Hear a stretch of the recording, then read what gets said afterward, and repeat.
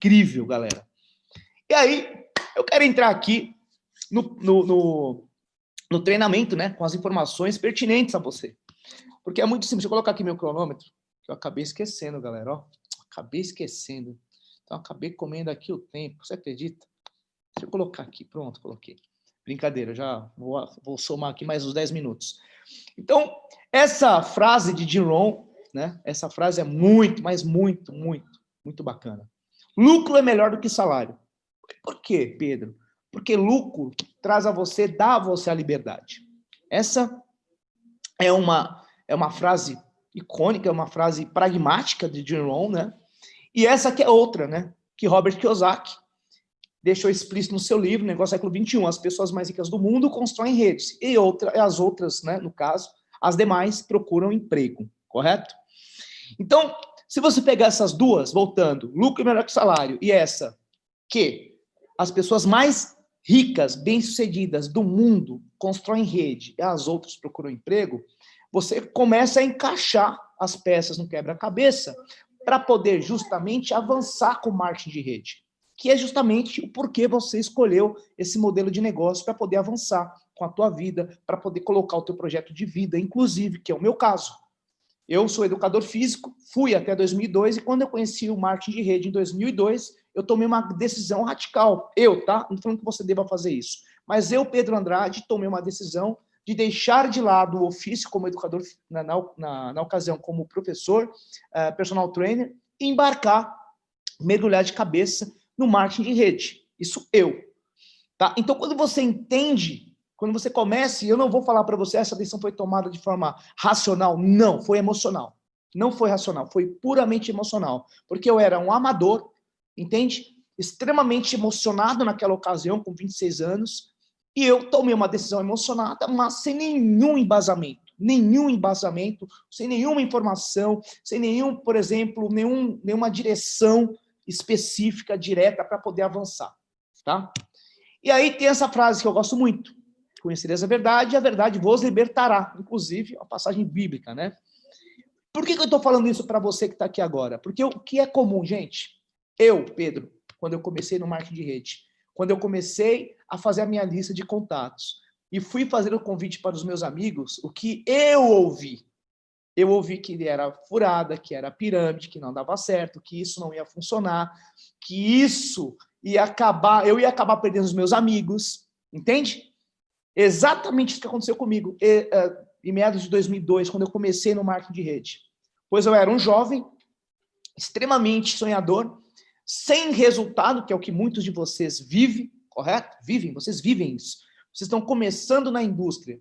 E aí, as pessoas começam a fazer os seus comentários com base em achismos, porque ninguém tem a informação correta, e aí, você, por não ter também a informação, acaba se deixando seduzir por provocações ou por alienação popular, e assim sendo, passam ou, infelizmente, desistem de continuar avançando com o seu negócio. Portanto, eu quero aqui falar um pouco sobre a história da venda direta e do marketing de rede, porque você precisa saber exatamente o que é o marketing de rede, onde nasce o marketing de rede, o que é o marketing de rede, entende? Mas para você compreender o marketing de rede, antes você tem que saber exatamente de onde ele vem. E diferente do que muitos pensam, é justamente o fato de que a venda direta veio antes do marketing de rede. E eu quero começar falando da venda direta, que no final do século XVIII, no finalzinho, no meio do século XVIII para frente, através da Enciclopédia Britânica, os vendedores de literatura, de livros, etc., eles iam bater de porta em porta para poder oferecer o quê? Livros. Então, o porta a porta, né, a frase porta a porta, a venda direta, começa justamente com a Enciclopédia Britânica. Entenda uma coisa, a verdade liberta, lembra? A verdade vai libertá-los. Então, quando você tem acesso à informação, quando você cristaliza, quando você fossiliza a informação na sua memória, dificilmente você vai viver o que eu vivi lá em 2002. Porque lá em 2002 eu não tinha informação, eu tinha motivação. Só que, gente, a motivação, depois de um certo tempo, se você não tiver embasamento, não tiver a informação correta, ela acaba por encerrar, ela se encerra, ela vai diminuindo, o seu nível de entusiasmo vai diminuindo, porque como você não tem informação, e óbvio, né, as objeções que as pessoas, que infelizmente a maioria das pessoas colocará a você, você não vai ter como quebrá-las, você não vai ter como orientá-las, você não terá como informá-las o correto. E aí, eu entro propriamente dito aqui, tá? Eu comecei na Enciclopédia Britânica, porém, uma empresa norte-americana chamada Watkins, ela entra para o mercado em 1868. Isso mesmo.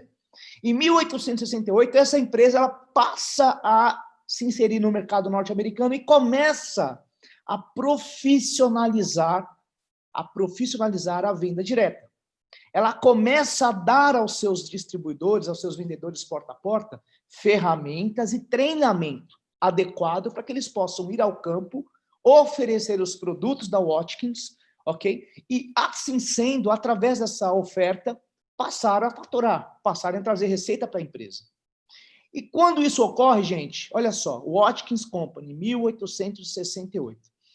Em 1889, essa empresa, California Perfume Company, e depois Avon, eu vou explicar já para você, através do seu fundador, David McConnell, que era um vendedor porta a porta das enciclopédias britânicas, que fazia essa venda, e para fidelizar o seu cliente, ele entregava uma fragrância, ele tinha uma parceria com o farmacêutico que fazia essas fragrâncias para ele. E aí o que acontece? Em 1889, ele percebe que as pessoas queriam ter acesso às fragrâncias e muito menos à enciclopédia britânica. Ele toma a decisão de fundar a sua própria companhia. Isso mesmo. Ele funda a California Perfume Company. E com 12 mulheres, e aqui vem uma parte da história muito importante. A California Perfume, ou a Avon, ela é a primeira empresa que dá à mulher, ao sexo feminino, um ofício que seria remunerado. Isso mesmo, 12 mulheres iniciaram a operação para levar os produtos para a casa de outras mulheres, justamente porque o próprio David McConnell, por ter vendido muitas enciclopédias, fez muito relacionamento com essas mulheres, que eram, na época, donas de casa, não é isso? Esposas, enfim. Elas ficavam no lar enquanto os homens provinham. Estamos falando aí, galera, do final do século XVIII. Desculpa, do final do século XIX para o século XX. Tá? E aí, por que Avon? Por que essa empresa, depois de, em 1939, muda o nome para Avon? O David McConnell, ele foi uma pessoa muito entusiasta das obras de Shakespeare. E ele resolveu dar o nome do rio que passa cortando a cidade onde Shakespeare nasceu. E esse rio chama-se Avon. E, portanto, essa empresa muda o nome, tá ok? Muda o nome para Avon em 1939, que desembarca no Brasil em 1956. E, nesse momento, as vendas diretas, o porta a porta, ou seja, muito mais pessoas estavam buscando esse meio de construção de renda. E a venda direta, olha só, da enciclopédia britânica, ela vai passando por processos onde as pessoas vão se desenvolvendo, onde as empresas vão inserindo novos produtos, novas técnicas para que os seus produtos sejam pulverizados com maior velocidade no mercado. Lembrando, tudo isso na América, tá? Tanto a Watkins, bem como a California Perfume Company e que torna-se Avon, são empresas norte-americanas. Bom, aí depois tem uma outra empresa na história, que inclusive está na Netflix, tá? A Madame C.J. Walkers. Bom, essa empresa, na verdade, a história diz o seguinte, que a primeira mulher negra a ter feito os primeiros 8 milhões de dólares corrigidos para hoje foi essa senhora, né? A Madame C.J. Walker, que emprestou o nome do marido em meados de 1906 para poder fundar sua própria companhia. E esse homem, inclusive, a ajudou, ela casou-se por 2 vezes, a ajudou na publicidade, na propaganda, na ocasião, dos produtos que ela, na ocasião, começou a revender no mercado para mulheres, tá ok? Para mulheres com cabelo crespo. Ou seja, o público negro teve acesso ao primeiro produto, um produto de qualidade, por conta dessa mulher? Não, não foi por conta dessa mulher. porque ela era lavandeira, isso. Ela lavava roupas, tá? E ganhava $1,50 por dia. E como ela começou a ter problemas no couro cabeludo, ela acabou conhecendo uma empresa de vendas diretas na época, que trabalhava com produtos para cabelos crespos, que cuidava do couro cabeludo, onde ela pediu. Ela, na verdade, incorporou a sua mão de obra para ser uma revendedora. E, a partir daí, ela passa a se aprofundar no conhecimento mais amplo, né? Dizem até que ela roubou a fórmula da proprietária daquela companhia, mas isso é o que dizem, né? Não temos a certeza. E, a partir daí, ela desenvolve a sua própria fórmula e, em 1917, ou seja, comecinho do século XX, no seu auge, né? A Madame C.J. Walker, ela praticamente tinha um poder no porta a porta, uma equipe de 20 mil mulheres fazendo venda do produto que na época era oferecido para mulheres com cabelo crespo, mulheres negras, ok? Aí nós temos a Fowler Brush, que nasce basicamente no mesmo ano em que a dona Madame, que a Madame C.J. Walker inicia suas operações. A Fowler Brush, o senhor Alfred Fuller, ele funda a sua companhia nos fundos, no porão da garagem da sua irmã, em 1906. E começa, primeiramente, a Fowler Brush começa com escovas de cabelo, escova de lavar louça, e ele passa a oferecer esses produtos no porta a porta. Ele passa a levar esse produto no porta a porta para poder construir uma imagem positiva no mercado norte-americano e, principalmente, poder ter receita para poder ampliar os seus negócios, entende? Então, a Fowler Brush ela foi uma empresa que, na época, ela praticamente, eu quero pedir uma atenção especial a você, ela praticamente introduz um novo eixo dentro desse mecanismo de venda direta, no porta a porta. Porque ela passa a dar uma pasta não só com as escovas, porque a verdade, a Fowler Brush, ela desenvolveu inúmeros produtos dentro do seu segmento, sempre levando no porta a porta. Só que diferente da Watkins, tá ok? E da própria Avon, ela introduz uma forma mais personalizada para poder levar para o mercado norte-americano os seus produtos no porta a porta. Então, a abordagem, a introdução, enfim, e a colocação dos produtos na casa dos norte-americanos foi diferente, tá? Então, a Fowler Brush, ela fez um grande sucesso em meados de 1906. E aí, ela cria uma subsidiária, que em 1931, a Stanley Home Products apresenta-se para o mercado, que é uma subsidiária da Fowler Brush. Inclusive, o gerente de operações da Stanley Home Products é o senhor Frank Stanley, tá ok? Em sociedade, na época, a senhorita Lee, eles fundam a Stanley Home Products para levar para um público pós-recessão, entenda, a Stanley Home Products nasce para levar para o público norte-americano pós-recessão, fala-se muito no Crash 29. Em 1929, houve um abalo sísmico econômico no planeta a partir dos Estados Unidos, fala-se Crash, né? A grande recessão. E a Stanley nasce para dar às pessoas que haviam perdido seus empregos ou que não tinham renda, que pudessem começar o seu próprio negócio, sendo empreendedores, com pouco investimento, mas levar com esse pouco investimento uma gama muito grande de produtos, através do porta a porta também, obviamente, para os norte-americanos. E a Stanley Home Products, ela se lança naquela época, de 30 para frente, como uma empresa que adota o que nós chamamos de home party, né? Festa em casa. Isso mesmo. Eu vou explicar para você. O home party, na verdade, era uma forma onde um dos distribuidores da Stanley Home Products, ele pegou a anfitriã de uma casa, tá? Dessa casa, e essa anfitriã, ela fazia lanches leves para que ele pudesse, através dos contatos dela, levar os produtos da Stanley para fazer uma demonstração. Sabe a famosa, o que nós usamos muito, né? A famosa reunião caseira? Lá na Stanley, eles davam o nome de home party, né? Dia de festa, casa de festa, eu acho que é isso. Então, nesse momento, essa metodologia, ou seja, a reunião para servir lanches leves e apresentar os produtos da Stanley, onde a anfitriã, no final, recebia uma cesta de presente do distribuidor, chamava a atenção de quem? Das convidadas. E a partir daí, quando essas convidadas tinham a sua atenção chamada por esse distribuidor, elas colocavam-se à disposição para cederem suas residências e convidarem as suas amigas. A famosa venda ABC, no porta a porta. Então, a reunião caseira, na verdade, ela nasce na Stanley. Nasce na Stanley e o mais importante que você precisa saber agora. A senhorita Mary Kay Ash, ela foi uma grande distribuidora da Stanley Home Products por 25 anos. E não somente ela. A senhorita Bros Himmel, ela também, que trabalhou na Stanley Home Products e depois tornou-se a número 1 na Tupperware, que eu já vou entrar nesse mérito com você. Então, a senhorita Mary Kay Ash ficou 25 anos na Stanley Home Products e treinou inúmeros homens e muitas mulheres dentro do segmento. Mas já vou falar sobre ela para vocês. Aí nós temos a Yakult, que nasce em 1931, depois de 2 anos de pesquisa com o Dr. Minoru Shirota.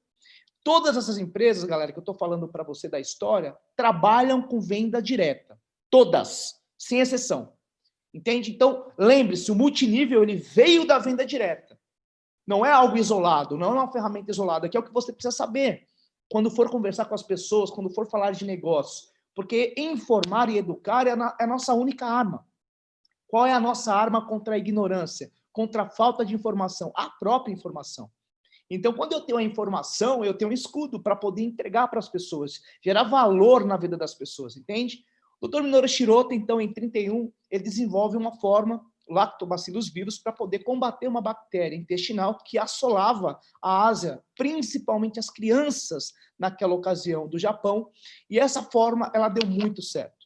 Ela deu tão certo que começou a ser exportada para países da Oceania, para países da Europa, e aqui no Brasil ela desembarca na década de 70, para nós brasileiros, entende? Que ainda hoje, eu sei que vende, em alguns lugares do Brasil, vende supermercados, mas aqui em São Paulo ainda existem as meninas, as mulheres, né, que empurram os carrinhos, vendendo o Yakult de porta em porta, com carnê. Minha mãe comprou muito Yakult nessa ocasião.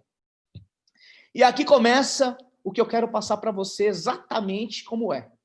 Nutrilite, 1900, década de 30, 1937, Dr. Carl Emborg funda sua própria companhia, California Vitamins, que se torna Nutrilite na década de 40. E aqui ele introduz o marketing de rede. Isso mesmo, pagamento em 2 gerações. E foi exatamente aqui na história, em 1947 aproximadamente, que o multinível é lançado, é praticamente iniciado de forma óbvia, né? Paulatina, papel e caneta, muito arcaico, mas foi aqui que o pagamento de bônus em 2 gerações ele é iniciado através da construção de equipe. Tanto deu certo, deu tão certo, na verdade, que 2 amigos, Rick Devils e Ian Vandel, juntos foram os maiores distribuidores da Nutrilite, chegando a ter 5.000 pessoas na sua rede. Só que, infelizmente, instabilidades dentro da própria Nutrilite inspiraram, na década de 50, esses 2 amigos empreendedores natos a fundarem em 1958 a sua própria companhia. Por problemas na própria Nutrilite, porque eles estavam indo muito bem na própria Nutrilite, com 5.000 distribuidores. Mas por instabilidades dentro da empresa, eles desenharam o seu próprio plano de negócio, apresentaram para os seus líderes e, a partir de então, em 1958, Rick Devils e Ian Vandel saem da Nutrilite para fundarem a sua própria companhia, a Amway, American Way, como vocês talvez o conheçam. E o resto é história. Eles passam a pagar bônus em 3 gerações e eles causam um impacto comercial muito profundo na América naquela ocasião, dando oportunidades a inúmeros norte-americanos, pós-guerra principalmente, né? A guerra tinha acabado em 45, mas a América estava voltando a crescer, então muitos americanos, muitos distribuidores, né, o próprio Tim Foley, o próprio Dex Eager com a sua esposa, o Louis Carillo, enfim, dentre outros, conhecem a oportunidade e lançam-se para tornarem-se grandes distribuidores, grandes líderes nessa companhia. E nós temos a Natura, 1969, fundada por Antônio Seabra, uma empresa brasileiríssima, tá? Na época, com 20 anos, ele funda essa companhia, que tem como principal proposta desenvolver produtos cuja matéria-prima, né,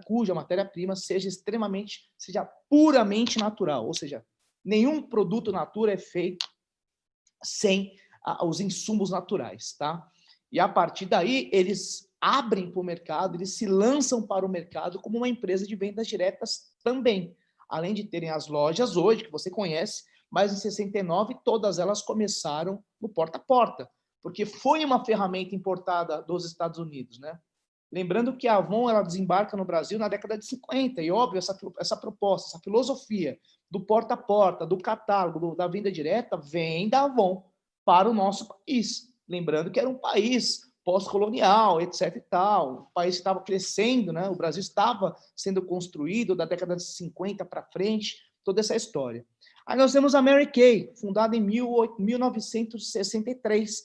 A Mary Kay Ash funda a sua companhia quando sente-se injustiçada por ter visto um distribuidor, na época homem, mais novo, menos experiente do que ela, ser promovido porque ela era mulher. Isso na própria Stanley Home Products. O que ela fez? Ela simplesmente decidiu sair da companhia, começou a escrever um livro, A Empresa Perfeita para as Mulheres, porque ela sentia-se injustiçada. E quando ela terminou esse livro, ela percebeu que esse livro, na verdade, era um plano de negócios de uma empresa para mulheres. Foi quando ela vai lá e decide, com $5 mil, fundar a sua própria companhia, a Mary Kay Ash. A Mary Kay, né, que é uma empresa que está hoje presente em mais de 70 países no mundo todo. Então, a Mary Kay é uma empresa que nasceu de uma distribuidora de Stanley Home Products por ter sido injustiçada quando mulher, assim sendo, quando disponibilizou-se uma vaga e um homem com menos experiência do que ela havia treinado, acaba por tomar. Ela faleceu em 2001, mas o seu legado é notório, é um legado de uma empresa que empodera as mulheres. Eu sei que tem muitas pérolas aqui, as lindas pérolas do Grupo Rinode, que estão aí também à frente dos nossos negócios, liderando, ensinando, empreendendo, e esse é o sentido de tudo, né?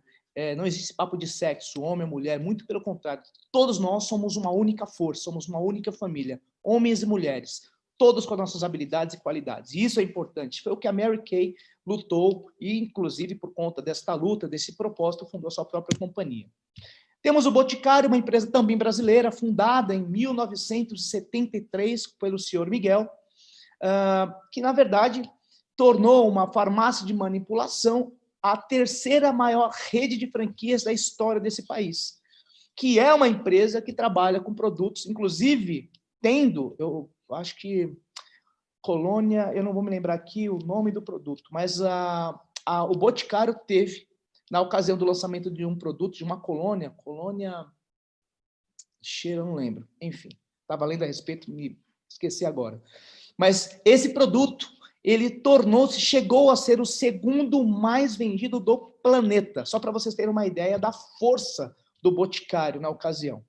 E foi uma empresa que nasceu com uma batedeira, com o sonho do senhor Miguel, que viu potencial imenso para desenvolvimento de produtos, colágeno principalmente, na época, na década de 70, e ele foi o cara que, inclusive, comprou os frascos, né, que é o símbolo da logomarca do Boticário, do próprio Silvio Santos, que na época, na década de 70, 79 aproximadamente para 80, queria lançar antes, hoje você conhece o Grupo Jequiti, mas na época ele quis lançar a sua própria empresa e acabou desistindo, e os frascos ele acabou vendendo para o Boticário, que na época, né, o senhor Miguel não tinha dinheiro para comprar, para arrematar a compra toda, porém, por conta da visão que ele teve, ele fez uma proposta para o Silvio e falou o seguinte: Silvio, eu compro, e o que eu não conseguir vender, eu devolvo para você. E o resto é história, né?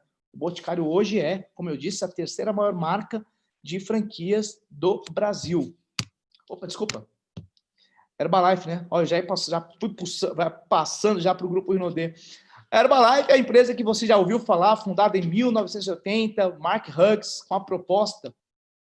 A história diz que, por conta da mãe dele, né, que tinha problemas com gordura, enfim, problemas com hipertensão, ele desenvolveu essa companhia para justamente dar aos norte-americanos uma alimentação saudável. E ele começou essa companhia justamente quando o regulamento 9368 foi expedido na América pela FTC. Ele lança-se para o mercado com a proposta da Herbalife para levar para os norte-americanos um negócio com distribuição de produtos, alimentação saudável, construção de equipe e pagamento de bônus também.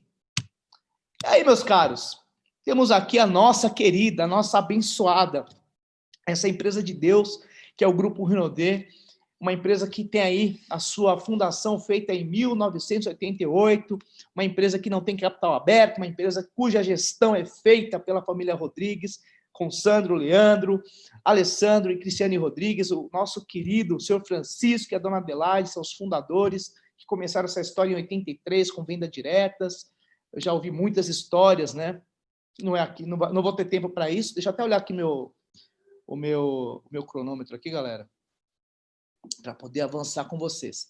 Então, a história do Grupo Rinodê é uma empresa que até 2008 foi vendas diretas, 2008 ousou entrar para o multinível, é quando o Sandro fala do deserto dele, que não deu certo, que ele despenca em 90%, né, o faturamento da sua companhia, até que somente em 2012, o ajuste fino que precisava ser feito, com plano de network, marketing, bem como a rede de franquias, a proposta das franquias, ela se ajusta, ela se encaixa, torna o nosso negócio mais compacto, e aí nós avançamos, nós praticamente iniciamos uma nova Rinodê, vamos colocar assim, não era grupo na época, mas uma nova Rinodê nasce justamente em 2012, eu conheci no dia 8 de novembro de 2012 a proposta do Grupo Rinodê, que era a Rinodê na época, e o resto é história, uma empresa que você bem sabe, que tem aí os dois braços, a venda direta e o marketing de rede, que é o que eu quero que você guarde, eu espero que você tenha anotado. A venda direta, ela nasce antes do marketing de rede. E o marketing de rede nasce com a venda direta. Entende? Essa é a lógica. Então, quando você entende a história, quando você conhece as empresas, e você olha os números, pessoas mentem. Números não. Os números não mentem. Você pega os números da Watkins, como eu comecei, você pega os números da Avon, você pega os números da própria Ema, da Nutrilite, você pega os números do Boticário, da Natura, o próprio Grupo Rinodê, os números não mentem. As pessoas mentem, números não. E o mercado também não mente. O nosso mercado é um mercado de 45,2 bilhões. Eu vou falar já sobre isso. E aí, falando em números, né? Olha eles aqui. Olha os números aqui. Vamos lá. Bom, vamos lá, galera.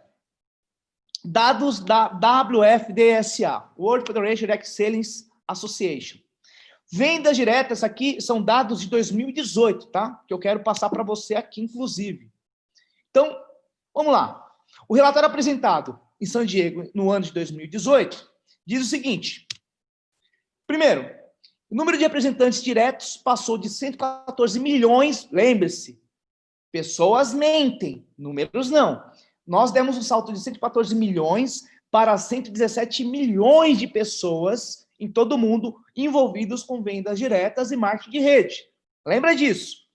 Todas essas pessoas no mundo todo trabalham com vendas diretas e marketing de rede. Isso quem está falando não é o Pedro, tá? Eu estou trazendo para você a fonte da informação para você, inclusive, pesquisar.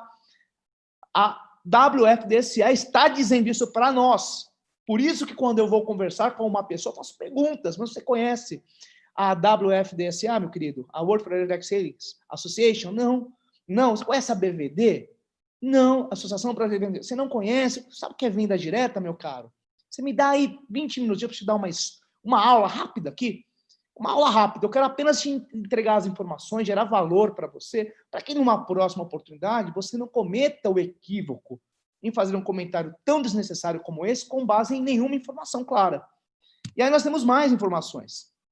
Olha só, volume de negócios também registraram recorde em 2018. Olha aqui, tá aqui os números estão aqui, eles não mentem. Houve uma alta de 1,6%. Nós passamos de 186,7 bilhões de dólares de faturamento no mundo para 189,6 bilhões de dólares em negócios no mundo inteiro. Vocês compreendem o tamanho desse mercado? O número desse mercado? Como que uma pessoa vai ficar desmotivada? Depois de um treinamento como o Arilson nos entregou aqui, você tendo acesso às informações, os números, como que uma pessoa vai estar desmotivada em fazer esse negócio? ou desiludida, ou vou desistir. Olha os números, meu querido. Eu falo isso para as pessoas do meu time. Meu caro, eu me inspiro nos números, nos dados. Quando eu olho para os números, e eu olho os números de 20, 30 anos para trás, os números são sempre crescentes. Não existe crise no mercado onde eu estou inserido. Simples assim. O que mais? Brasil, cenário mundial. Nós somos o 6º maior mercado no globo. Nós temos um faturamento de 45,2 bilhões em negócios em nosso país, tá? Somos o maior da América Latina. O maior mercado da América Latina é o Brasil. Simples assim. E aí, olha só que interessante. Estamos atrás apenas de grandes potências, Estados Unidos, China, Coreia do Sul, no caso, Alemanha e Japão. E olha só, galera, e essa informação aqui é muito pertinente para você. O mercado global mostrou em 2017 que os produtos de bem-estar, sabe, shake, café gourmet, vamos lá, whey protein, glutamina, esse mercado que nós temos também para oferecer para as pessoas. Olha só o crescimento. O crescimento foi de 34%, se comparado à área de cosméticos, de 32%.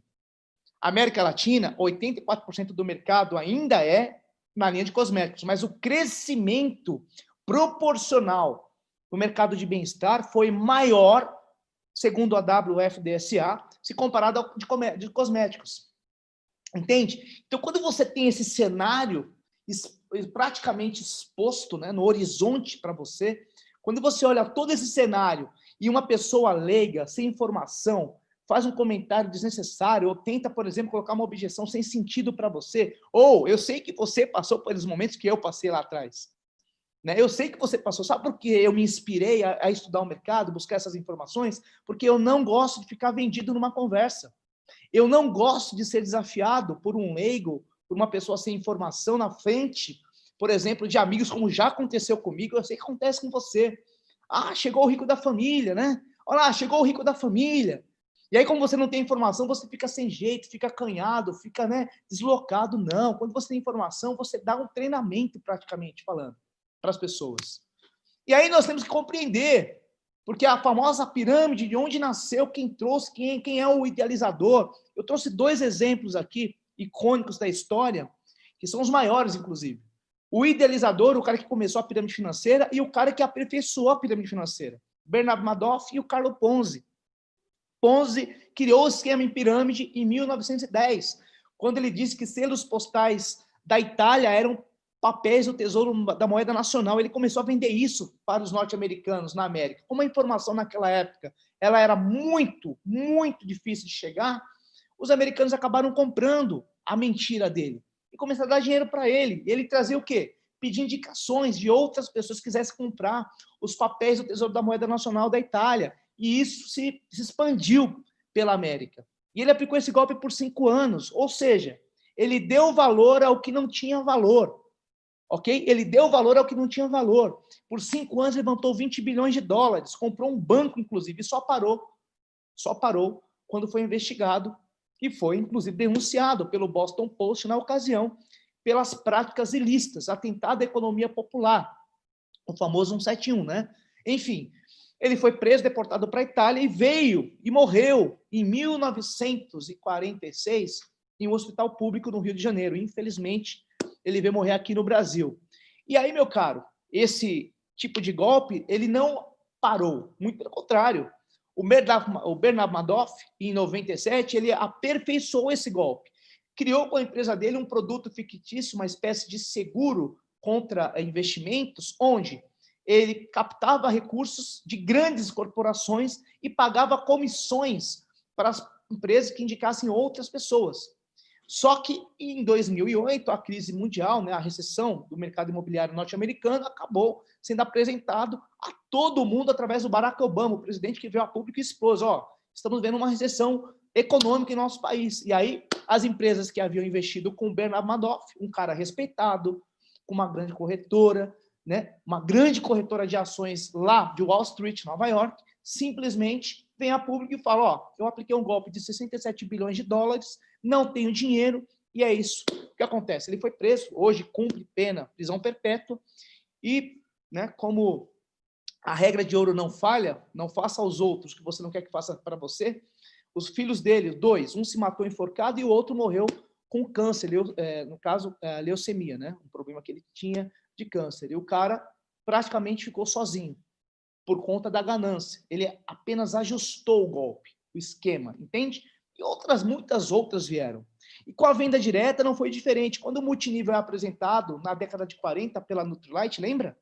Obviamente que muitas empresas fraudulentas aproveitaram esse tal de marketing de rede para aplicar seu golpe. E aí o que acontece, senhoras e senhores? O que acontece é que em 1979, depois que a Amway foi investigada por 4 anos e proibida de fazer novos cadastros, e isso você tem que saber. Essa informação é importante que você saiba. Em 1975, a Amway, a maior do setor, e ainda hoje é a maior do setor, ela foi investigada, ela foi proibida de continuar o seu trabalho de recrutamento no mercado norte-americano, pois o tal do marketing de rede precisava ser o quê? Analisado pela FTC, a Federal Trade Commission. 4 anos se passaram, só que a Amway, por ter produto físico consumível e principalmente vendável ao varejo, ela continuou movimentando os produtos. E aí a Federal Trade Commission, em 1979, chega a um veredito. Não, a Amway é uma empresa de vendas diretas e marketing de rede. O que acontece? Ela recebe a chancela, regulamento 9368. Isso é uma regra, é uma lei federal lá na América. E aí ela passa, né? Ela volta a trabalhar, ela volta a operacionalizar no mercado norte-americano e outras empresas migram também para o marketing de rede. O que ocorre é que no ano de 1982, a Amway, ela dá um salto de 600 milhões de dólares até 75, para 2 bilhões de dólares em faturamento. Tamanha a força exponencial da ferramenta. Aqui no Brasil, em 2018, para você que não sabe, não é uma lei estadual, não é uma lei federal, é uma lei estadual, ok? Que chancela, ao menos regulariza naquele estado o nosso selo multinível. Isso mesmo, a Lei 6.200, do dia 1º de agosto de 2018. E esse selo multinível para as empresas que lá em Goiás, no Distrito Federal, trabalham com vendas diretas e constroem rede, sim, podem pagar os bônus. Nós não temos uma lei federal ainda, mas eu creio que isso mude, né? Por conta de tudo que está acontecendo no mercado, ainda mais agora por conta da pandemia, que as pessoas podem construir renda através da venda direta e construção de equipe, como é o nosso caso. E olha o que acontece. O regulamento tem 4 cláusulas. Tanto o regulamento 9368, bem como a lei estadual 6.200, dia 1º de agosto. A primeira é a seguinte: produto tem que ser um produto físico e tangível, consumível ao mercado. Uma empresa de vendas diretas, legítima e marketing de rede, precisa ter acesso a essas informações. Na verdade, precisa apresentar para o público exatamente essas cláusulas. Segundo, o downline precisa ter condições técnicas de ganhar mais que o seu patrocinador. No meu caso, eu trabalho juntamente, eu, André e o Daniel Melo, somos parte da mesma equipe, eu sou patrocinador dos meus queridos amigos e eles são Twin Stars. E óbvio que eles faturaram e faturam mais do que o Pedro, porque isso é meritocratismo. Fizeram mais, ganham mais. E eu estou trabalhando para construir também o meu resultado. Entende? E aí a terceira cláusula, a regra dos 70% na ativação mensal. Ou seja, a ativação ela não pode ser obrigatória de um mês para o outro, a menos que a pessoa já tenha consumido ou revendido 70% do que ela comprou na ativação anterior. E nós temos o nosso negócio, o Grupo Inodê, né, o direito, a pessoa pode ficar até 6 meses sem fazer uma ativação, só para você entender como nós estamos enquadrados dentro dessa proposta. Então, não existe obrigatoriedade mês a mês, para que você faça grandes estoques de produtos. Não. Agora, é claro, se você tem um negócio que vai gerar bônus, e isso está em contrato, você precisa estar ativo, sim, para poder receber os bônus de equipe. Mas se você não faz equipe, que aí vem a 4ª e última cláusula, você tem o direito de estar cadastrado apenas para revender os produtos e ou consumi-los. Essas são as 4 cláusulas que você precisa memorizar, que você precisa saber para não ficar durante uma conversa, tá? Seja ela social, seja ela familiar ou profissional, como já aconteceu comigo e vai acontecer com você, vendido em uma reunião de negócio, onde pessoas sem informação podem questioná-lo a respeito da legalidade daquilo que você está fazendo. pagamento de bônus, construção de equipe, construção de rede. Então, quando você entende o cenário por completo, a história de onde veio, para onde foi e para onde vai, e principalmente quais são as cláusulas, ou melhor, quais são as diretrizes técnicas que chancelam a operação, tudo fica muito mais claro. É por isso que eu sou inspirado, por isso que eu sou apaixonado, por isso que eu amo marketing de rede. Amo essa ferramenta. Eu amo a proposta, eu amo a filosofia, faço isso e farei isso para o resto da minha vida, porque eu entendi, porque eu estudo a indústria justamente para não ficar vendido e principalmente para não ser, eu, Pedro, não ser conduzido ou aliciado ou enganado pelas pessoas que estão lá fora sem informação alguma, entende? Então, isso. Agora, como indicar um networker profissional?